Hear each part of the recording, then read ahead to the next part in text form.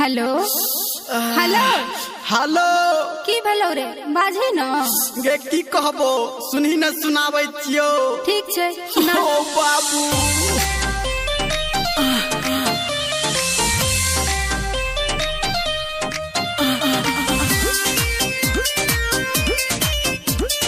माँ Gayatri recording studio.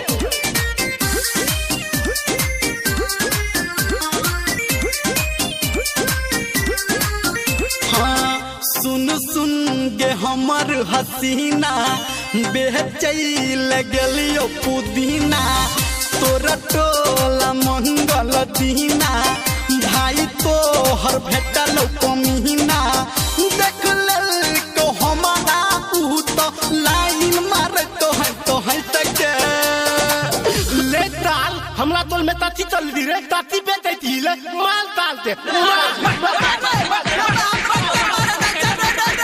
मारो लगलो पैसा के भागलियो पैसा के गोल मारो लगलो पैसा के भागलियो पैसा के गन्या बुझली बड़ मार मारले को सार सबागा से घर घर के मारला सुन रे सुन मजनुआ अपना बना लेब। दुर्जो सुन रे सुन मजनुआ बधिया। अपना बना लेब। अब छियौ मिल हमरे मल हम लगा देब। अच्छा अब छियौ मिल हमरे।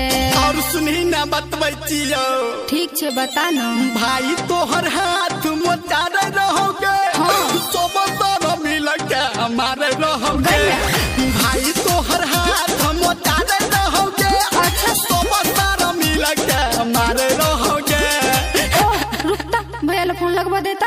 हाथ लगा न सर के हेलो हाँ हेलो हेलो सुनो मोरा भैया हो तू छह बढ़ का कसैया हो। सुनो मोरा भैया हो तू छह बढ़ का कसैया हो। हम तो करी ले बसादी भज के सुनो छ। मियाँ बीबी राजी तो क्या करेगा पाजी मियाँ बीबी राजी तो क्या करेगा पाजी मियाँ बीबी राजी तो क्या करेगा पाजी घौरू खारी हसरवा तू रे मजनुआ रे चल चल चल भाग जाय छी। हाँ चल चल चल अभी आप सुन रहे हैं सावरिया म्यूजिक।